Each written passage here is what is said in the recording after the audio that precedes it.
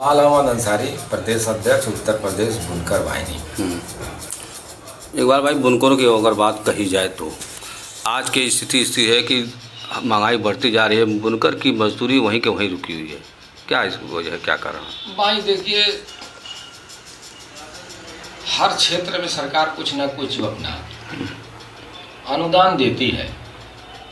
मुझे नहीं लगता कि बुनकरों के सवाल पे इन बुनकर समाज को, यहाँ के या बिजनेस करने वाले लोगों को सरकार का किसी तरीके से अनुदान मिल रहा है। यदि कहीं अनुदान मिल रहा होगा तो इनके नाम पे कारपोरेट जगत के लोग ही फायदा उठा रहे हैं। यहाँ के लोगों को, चाहे वो बुनकर हों चाहे बुनाई कराने वाले लोग हों, सरकार का किसी तरीके से कोई ना अनुदान है और ना ही सरकार का इनके तरफ कोई ध्यान है। लेकिन इस तरह से बुनकर काफ़ी परेशान है और इस परेशान में भी जो बिजली विभाग इनको काफ़ी परेशान कर रही है। अरे भाई, ये तो घर के मुखिया की जिम्मेदारी बनती है ना कि मेरा घर का बच्चा तड़प रहा है कि भूखों है कि परेशान हाल है। अगर उसको लगता है कि वो भूखे तड़पे, मुझे खुशी मिल रही, आनंद मिल रहा है, तो उनको उसी में खुशी है। तो भाई मजदूर अब मजबूर बुनकर करे तो क्या करे, एक तरफ कुआं है दूसरी तरफ खाई है। लेकिन मजदूर वहीं का वहीं है। अरे महंगाई आसमान पे चली गई। जो कड़ुआ तेल मिलता था 100 रुपये का, वो हो गया 200 रुपये का। जो गैस सिलेंडर मिलता था 300, 350, 400 रुपये का, आज हो गया 1000 से पार कर गया है। तो सरकार जो हमको तो समाजवादी पार्टी ने ले आके खाई में बुनकरों को अंधेरे में रख दिया था कि एक तरफ मीटर भी लगा दिया था, एक तरफ पासबुक भी लटका दिया था। अंधेरे में था बुनकर और दूसरी तरफ इस बुनकर समाज को और समाजवादी पार्टी ने कैसा हुआ खड़ा कर दिया कि बुनकर बनाम मुसलमान और मुसलमान बनाम भाजपा। तो इनको लड़ा दो और आगे करके टेलर फैला करके बुनकरी का जो, मैं सरकार से ये मांग करूंगा कि इन तमाम लोगों की जो राजनीति है, थोड़ा आप भी कुछ खुले दिल से, मुख्यमंत्री जी मैं आपसे निवेदन करूंगा आदित्यनाथ योगी जी, कि आप खुले दिल से कुछ ऐसा कर दीजिए कि इन लोगों की राजनीति ही बुनकर के नाम पर समाप्त हो जाए। लेकिन देखा जाए तो पासबुक की अगर बात कही जाए तो पासबुक 2022-20 से ही बंद हो गया है। लेकिन अभी भी वो जो उनको लटकाए हुए यहाँ के नेता, उनको लटकाए हुए नहीं, पासबुक आपका चालू है। अरे बीच बीच में बयान भी आ रहा था कि बुनकरों पे कुछ मसले होंगे, स्पष्ट नहीं ना हो सका। लटका के रखना एक तरफ जजमेंट हो जाता है, जजमेंट तो कुछ हुआ नहीं, तो एक तरफ एकदम ये हो जाता। हमारी महंगाई बढ़ी, 72 रुपये रेट था, आप कह दिए होते कि भाई महंगाई के हिसाब से 5%, 10%, 4%, 6%, 8% हम इसको बढ़ा रहे हैं, तो बात समझ में आती।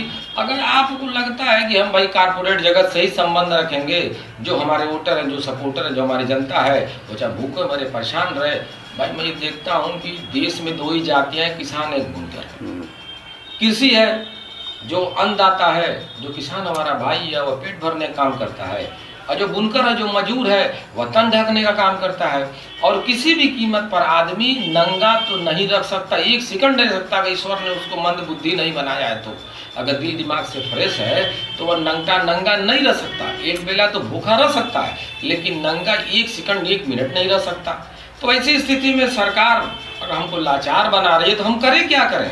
हमारे तैयार माल की खरीद की कोई गारंटी नहीं है।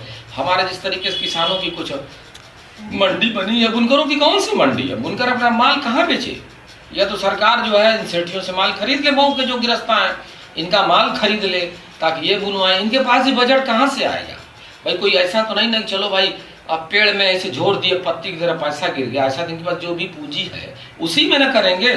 अपना बुनवाते बुनवाते थक जाते हैं तो मजदूरी घटा देते हैं, मजदूरी बढ़ा देते हैं। बाजार अच्छी थी, माल बिक रहा था, यहाँ के गिरस्ताओं ने बहुत सारे मजदूरों को उठाया भी, बहुत सारे गरीब मजदूरों को घर भी बनवा दिया, लूम भी दे दिया। ऐसा नहीं है, तो एक तरफा ये नहीं कहा जा सकता। आज हालत खराब है, साड़ियाँ बिक नहीं रही हैं, कपड़े बिक नहीं रहे हैं। सरकार की कौन सी नीति है समझ ही नहीं पा रहे हैं हम लोग, करें तो क्या करें?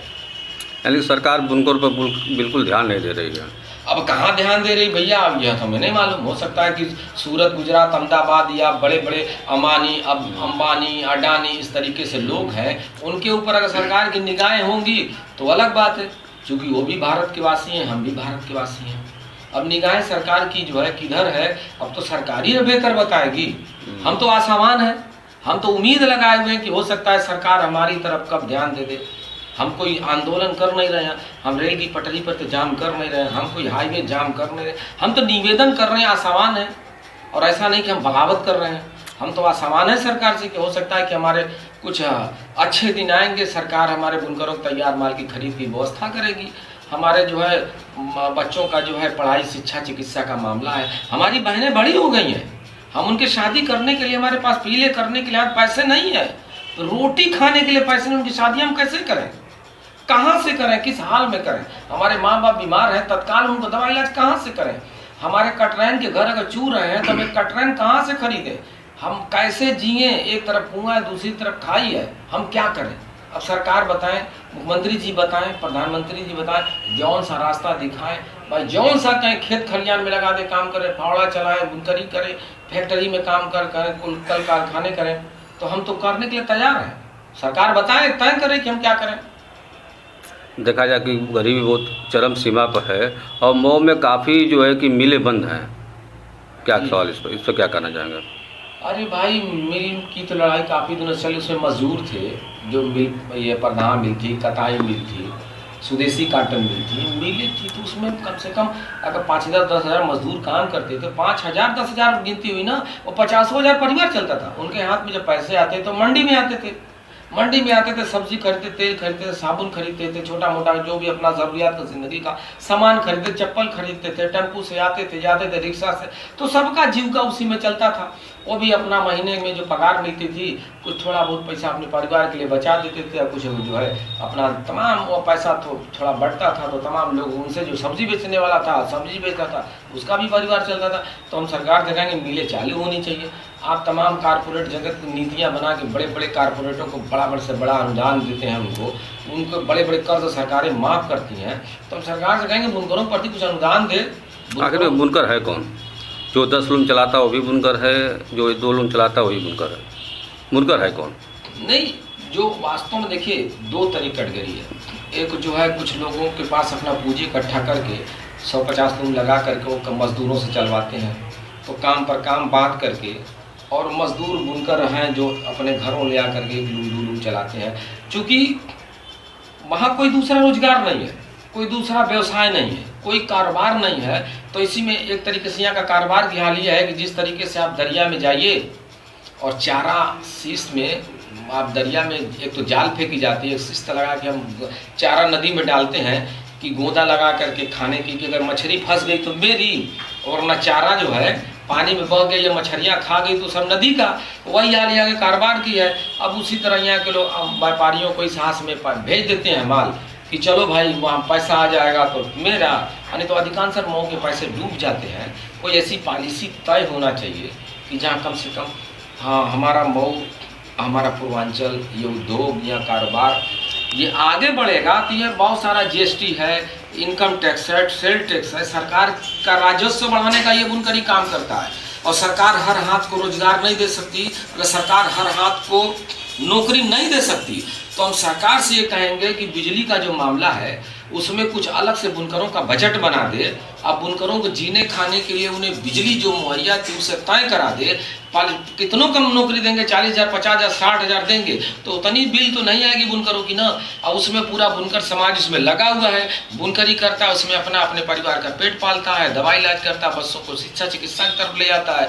और जब ये कल के जो मुस्तकबिल हैं, ये नन्हे ये पौधे बड़े हैं, ये एक वृक्ष बनेंगे, तालीम हासिल करेंगे, तभी तो देश के अच्छे कामों में आएंगे, डॉक्टर बनेंगे, इंजीनियर बनेंगे, IAS बनेंगे, PCS बनेंगे, बॉर्डर की सुरक्षा करने के लिए सरहद की रखवाली करेंगे, विदेशी ताकतों से 2-2 हाथ लोहा लेने की क्षमता रखेंगे, तालीम हासिल करेंगे, तभी तो।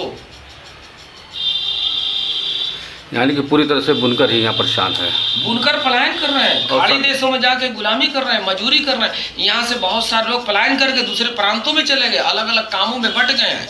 मऊ की हालत बस से बदतर है, बस किसी तरीके से पानी का बुलबुला है, किसी तरह दिखने में लग रहा है कि बड़ा सुंदर है।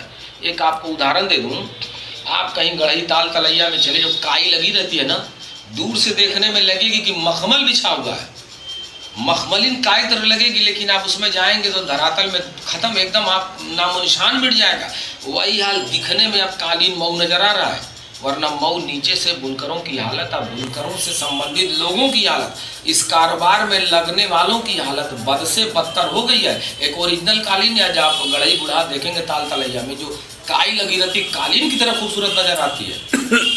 तो हम सरकार से निवेदन करें कि अब से इसको बचा ले, इस मामले को। बुनकरी बर्बाद हो गई तो बेपनाह लाखों लाख हाथ बर्बाद हो जाएंगे, घर उजड़ जाएंगे। नहीं, जैसे लोग कहते हैं कि सरकार के साथ मुसलमान नहीं है, यही कारण है कि जो सरकार के साथ मुसलमान नहीं है, चूँकि वो बुनकर और किसी व्यक्ति का ध्यान नहीं देते हैं। अगर सरकार इन लोगों का ध्यान दे तो बीजेपी के साथ बुनकर भी रहेंगे। देखिए, लोगों की नीति होती है, हम सरकार के विरोधी नहीं है, मुद्दों के, जरूर नहीं कि हर आदमी एक ही आदमी को माने, हर आदमी एक ही आदमी को नहीं पसंद करता, लेकिन हम सरकार के खिलाफ बगावत तो करते नहीं, हम संविधान के खिलाफ तो है नहीं। हम ऐसा नहीं है कि मुख्यमंत्री जी जो हैं आदित्यनाथ योगी जी सूबे के मुखिया हैं, तो हम तो कहते नहीं कि हम तो दिल से लब्बैक कहते हैं कि हमारे मुखिया हैं, हम उनका सम्मान करते हैं। जो दूसरा कोई अगर उनको मुख्यमंत्री जी कहता है तो मैं भी मुख्यमंत्री जी ये कहता हूँ। हमारा दायित्व है, ये हमारा मजहब भी सिखाता है कि जो हमारा हाकिम हो गया उसकी इज्जत करो। मुद्दों के आधार पर जो हम जिस चीज़ को नहीं पसंद करते, हम लोकतांत्रिक तरीके से उसका विरोध करते हैं। ऐसा नहीं कि हम जो है मुख्यमंत्री जी का हम विरोध करते हैं कि हमारे मुख्यमंत्री नहीं है, ये केवल मुख्यमंत्री भाजपा के हैं, हमारे मुख्यमंत्री ऐसा तो नहीं है। कुछ ऐसा कार्य करके दिखाएं, अपनत्व बनाए, दूरी बना के न रखें।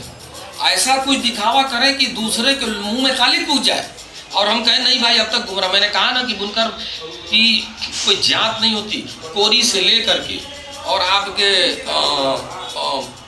कोरी बिरादरी के लोग और तमाम अन्य बिरादरी के लोग, जाटो बिरादरी के लोग, चौहान बिरादरी के लोग, तमाम बिरादरियों के लोग बुनकरी का काम करते हैं। जो आप हर तरह से लोग, हर कौम के लोग बुनकरी का काम करते हैं। लेकिन मैं खास तौर से कहूँगा कि ये सेकुलर पार्टियाँ इतना हालत खराब कर दी है, दिलों में जो नफरत की सियासत भर दी है, दो राह पे खड़ी कर दी है, इधर कुआं उधर खाई, कि बुनकर बना मुसलमान और मुसलमान बना भाजपा, यानी हिंदू और मुसलमान की जो सियासत कर रही हैं। तो मैं मुख्यमंत्री जी से मैं ये निवेदन करूंगा अपने बैनर उत्तर प्रदेश बुनकर वाहिनी की तरफ से, आप कुछ ऐसा कर दीजिए कि बुनकर समाज, मुस्लिम समाज वो आपको खुले दिल से वो अपना हमदर्द समझ के गले से गले मिल ले, ताकि इन लोगों की कुछ जो है सेकुलर पार्टियों की भाजपा के नाम पे जो गंदी राजनीति कर रही हैं, इनके हौसले पस्त हो जाए। तो हम चाहते हैं कि आप खुले दिल से कुछ ऐसा कर दीजिए कि लोगों के मुंह में कालिख लग जाए।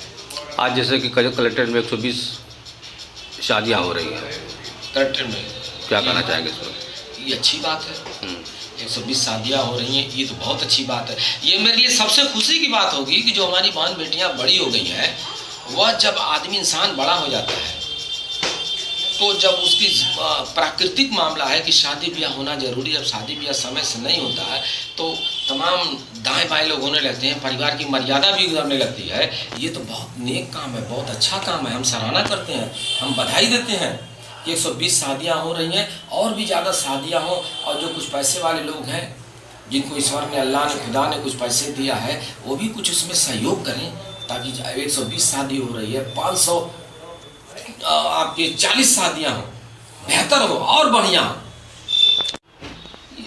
कोई दिक्कत नहीं है। मुझे तो नहीं लगता कि कोई दिक्कत होगी। मन अगर साफ है तो रोज ईद है, रोज दीपावली है, रोज त्यौहार है, रोज दुर्गा पूजा है, रोज दशहरा है। हम सब भाई भाई हैं, हिंदू मुसलमान सब भाई हैं हमारे। हम विलायत से नहीं आए, ऐसा नहीं है, हम सब यहीं के हैं, हम सब भाई हैं। हमारे तमाम लोग अच्छे लोग मऊ में बसते हैं। कुछ गलत लोग कहीं से आ जाते होंगे लोगों का माहौल बिगाड़ने के लिए, वरना हम तो कहीं नहीं दिखता। हमारे तमाम हिंदू मुसलमान दोस्त हैं, हिंदू दोस्त। त्यौहार को अच्छा मनाने के लिए जनता से क्या अपील करते हैं? हम त्यौहार से अच्छा मनाने के लिए हमारे तमाम कौम के लोगों से ये निवेदन करेंगे कि त्यौहार उसी को कहते हैं कि जो खुले मन से आदमी मनाए, एक दूसरे का सम्मान करे, यही तो त्यौहार है। हम उनका त्यौहार, हम उनका सम्मान करें। मुस्लिम समाज जो है उनके त्यौहार का सम्मान करे, और जो मुस्लिम समाज नहीं है, हिंदू भाइयों से हम कहेंगे कि मुस्लिम समाज का सम्मान का त्यौहार करें। वह सब लोग खुशी खुशी त्यौहार मनाएं। सबके घरों में जो है कम से कम गुजिया बने, सेवई बने, एक दूसरे से गले लगे, एक दूसरे को मिठाई खिलाएं, हम उनका आदर करें, वो हमारा आदर करें, एक दूसरे का हम सम्मान करें, यही तो त्यौहार है। और मुझे उम्मीद है कि हमारा प्रशासन पूरी ईमानदारी से जो है ये त्यौहार मनाने में लगा हुआ है, और प्रशासन की भी मंशा एकदम नियति है, साफ है। और हम लोग भी जो है पूरा हर तरह कदम से कदम मिला करके, अगर कहीं से मुझे दिखने में सुनने भी नहीं आता है किसी आम पब्लिक के द्वारा कि कहीं कुछ से गड़बड़ी होने वाली, ऐसा कुछ नहीं है। किसी के मन में किसी तरह कोई पाप भी नहीं है।